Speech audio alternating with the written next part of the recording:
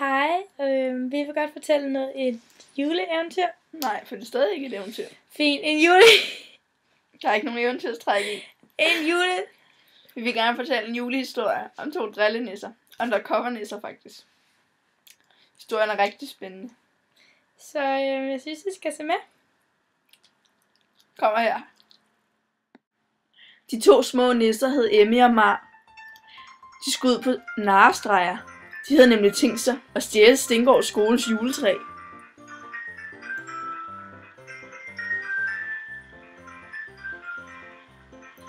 Glad hoppede de afsted.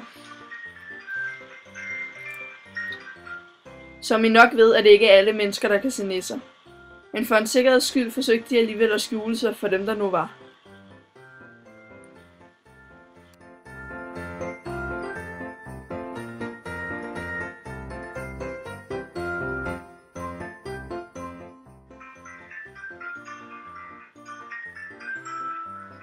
Turen gik ned igennem Bagsværd.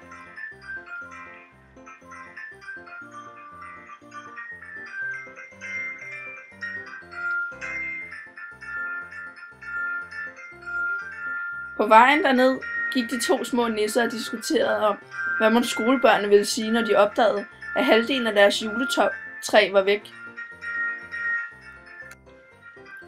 Ja, de bliver nok ikke så glade for at se, at der ikke er noget juletræ længere.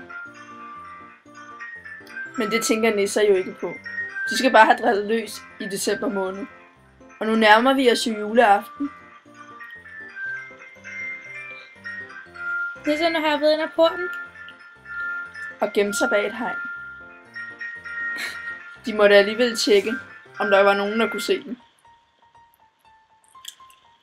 De kom til Stengård skole, hvor de stille sneg sig ind. De vidste, at der gik vagter rundt på dette tidspunkt af dagen, og måtte derfor gå langsomt op ad murene, så ingen så dem. De skulle jo nødig have pletter på deres nisseattest. De 2 nisser nåede til døren, hvor den er låst. De tryller sig ind i stedet. Sammen løber de afsted ned ad Stengård skoles lange gange.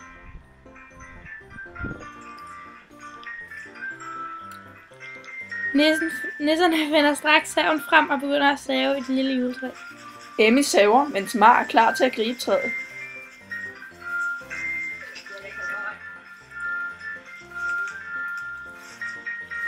De må være hurtige, så vagten ikke når at stoppe dem. Og Mar griber juletræet skide godt.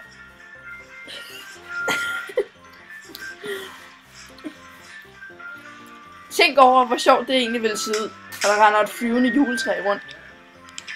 Det er ikke lige hver dag, man ser det. Nisserne fløj afsted med juletræet. Ud gennem skolen. Tilbage stod det halve juletræ. Så gælder det bare for Mar og Emmy at komme så hurtigt hjemad som overhovedet muligt. Men hvad de ikke ved er, at der lige om lidt venter dem en slem overraskelse. Sikkerhedsvagten er på vej.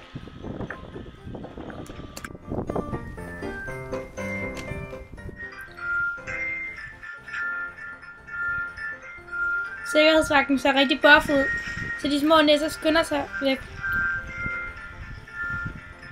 Emmy visker til Mar, at de hellere må gemme sig bag juletræet. Da vagten kigger væk, løber de om bag 2 træer. De 2 nisser er næsten usynlige på dette tidspunkt.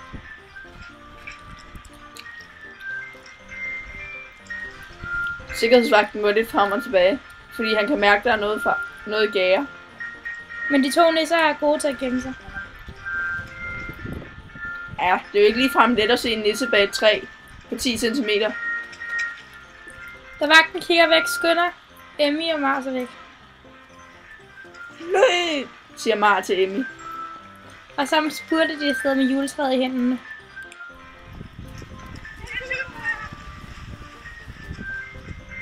Mar guider Emmy ind i cykelskuddet, hvor de gemmer sig endnu en gang.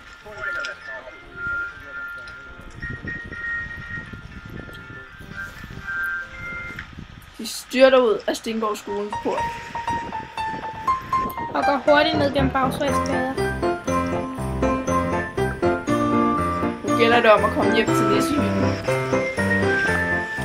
Med det stjålne juletræ.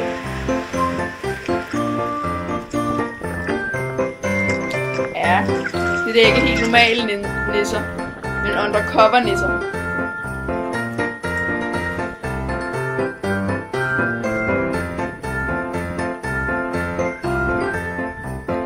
Ja, det er jo gået meget godt indtil videre. Jeg ved ikke, hvor mange af jer, der vil ture og gå ned på Stengård skole og lige pludselig save toppen af juletræet.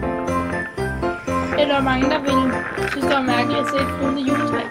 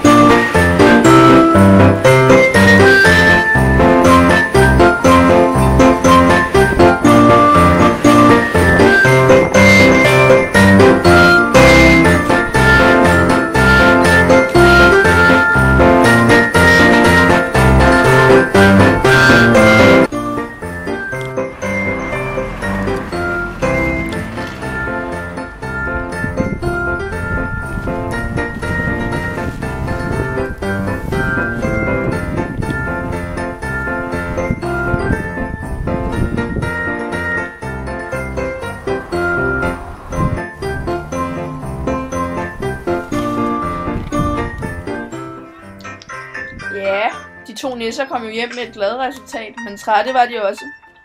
Kort efter dansede de omkuld under juletræet, som stod så fint i deres lille nissestue.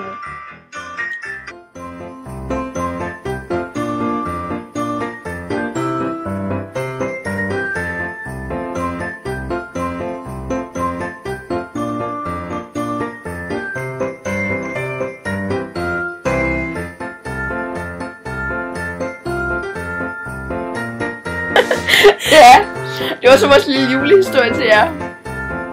Ja, og pas på derude, vi ved aldrig, hvornår Mara og Amy kommer efter dit juletræ. Nej, de er nogle frække undercover nisser. God jul!